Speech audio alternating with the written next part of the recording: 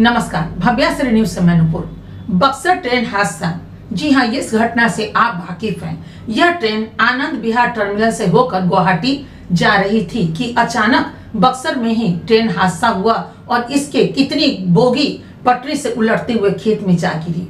इसमें सफर कर रहे थे दिल्ली के दीपक भंडारी भी, जिनकी उम्र 39 वर्ष है। यह अपनी पत्नी उषा भंडारी और दो बेटी जो जुड़वा है 8 वर्ष की, उनके साथ सफर कर रहे थे। आनंद विहार में ही इन्होंने सेल्फी लिया और सुखद यात्रा के लिए ये ट्रेन की बोगी में जाकर बैठे। जी हाँ, AC 3rd में ये सभी यात्रा कर रहे थे कि अचानक उनको भूख लगी। चूंकि रात का समय था, लगभग में 9:35 पर यह हादसा हुआ था। उसी के पहले ये अपनी पत्नी को जगाएं और उसके बाद खाने का व्यवस्था कर ही रहे थे कि अचानक ट्रेन हादसा हुआ और उसके बाद ट्रेन के खिड़की से इनकी पत्नी और एक बेटी आकृति बाहर जा गिरी, जहां मलबे के नीचे ये दब गई और वहीं पे इनकी मौत हो गई। इस बीच भंडारी भी उस हादसे में बेहोश हो गए और बेहोशी के बाद उनको कुछ खबर नहीं था।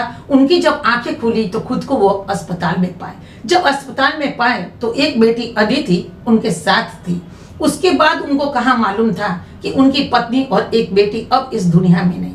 वो तो उनके आने का या कहीं ना कहीं एक्सीडेंट की बातें भी सामने थी कि कहीं ना कहीं किसी भी अस्पताल में उन्हें भी एडमिट कराया गया होगा और वो भी स्वस्थ होकर के सामने आएगी, क्योंकि यह नज़ारा तो उनके पास वीडियो मोबाइल था और मोबाइल में ये सभी नज़ारा देख रहे थे कि कब क्या हुआ हादसा, क्योंकि सेल्फी भी उसी मोबाइल में लिए थे और वो मोबाइल उनके पास सुरक्षित था। जी हाँ, जब बेटी और पत्नी की लाश उनकी आंखों के सामने पड़ी तो उनके पैरों तले जमीन ही खिसक गया, मानो उनकी जिंदगी ही वीरान पड़ी और लुट गई, कुछ भी नहीं बचा।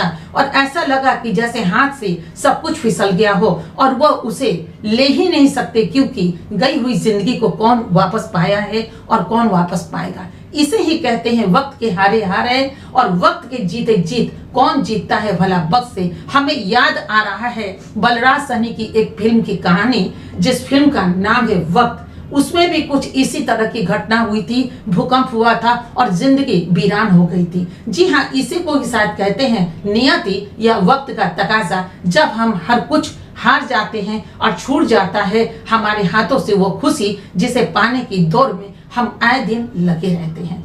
जी, अब जिंदगी जो है भंडारी की वो वीरान बन चुकी है। 2 पत्नी और 2 बच्चे जहां उनके पास थे, वहां न पत्नी अब पास में है और न आकृति उनकी एक बेटी पास में है।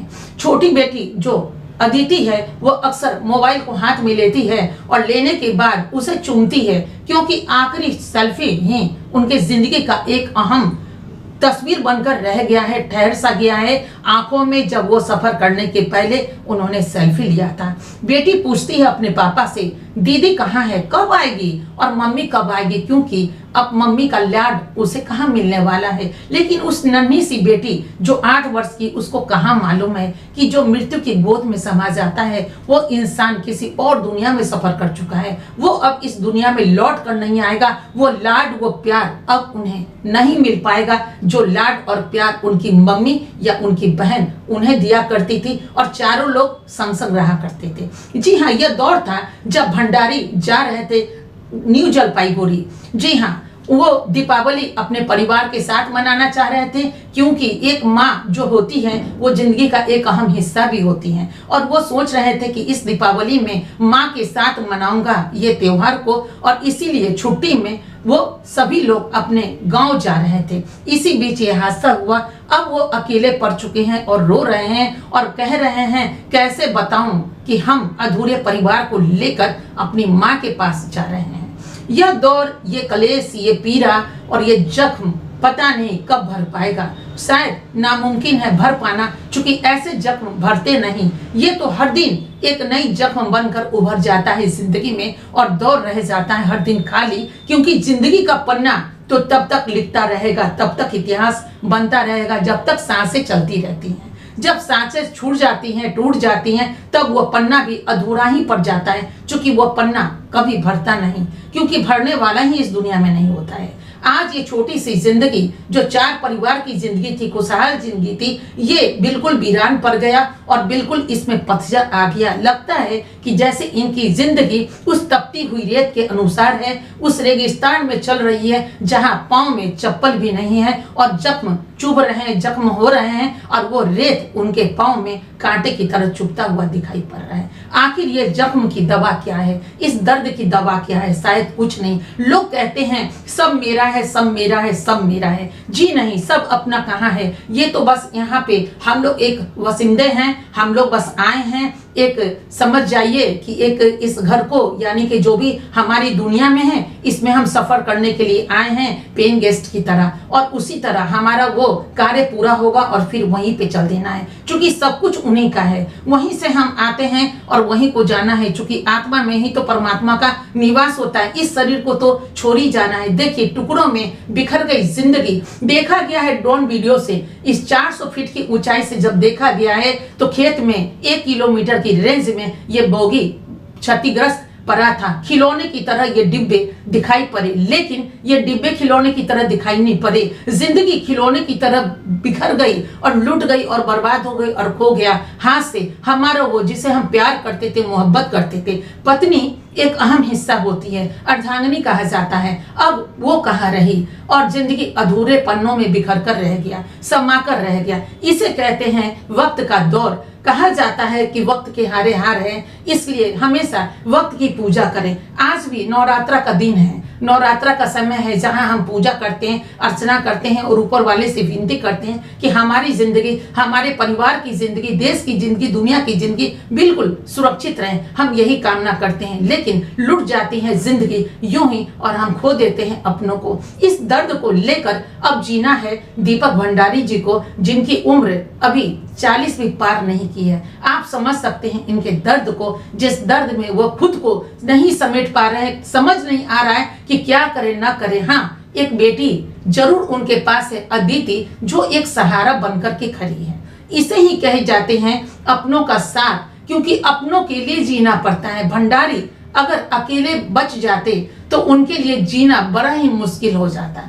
कैसे जी पाते अपनी पत्नी और बच्चों को खोने के बाद, लेकिन भगवान कहीं ना कहीं एक कारण बना देते हैं सामने में, जिसमें इंसान को जीना ही पड़ता है उनकी खुशी के लिए और दौर के लिए। और ये सच भी है, जो बिखर गया हो, जो लुट गया हो, उसे हम दोबारा पा नहीं सकते, लेकिन जो आज हमारे पास है उसे खोना भी नहीं चाहते और खोना भी नहीं चाहिए, क्योंकि उनकी खुशी के लिए हर इंसान को जीना पड़ता है। लौटना ही पड़ा भंडारी को अपने घर, लेकिन मुट्ठी खाली थी, दामन खाली थी, खाली हाथ वो लौटे। दिल्ली से चले थे खुशियों से भरा वो सफर में कि हम अपनी माँ के पास पहुंचेंगे और दीपक जलाएंगे और दीपावली मनाएंगे, लेकिन किसको मालूम था दीपावली मनने से पहले ही, मनाने से पहले ही जिंदगी में इस कदर तूफान आ जाएगा जिसका कभी भी निपटारा इंसान कर नहीं सकता।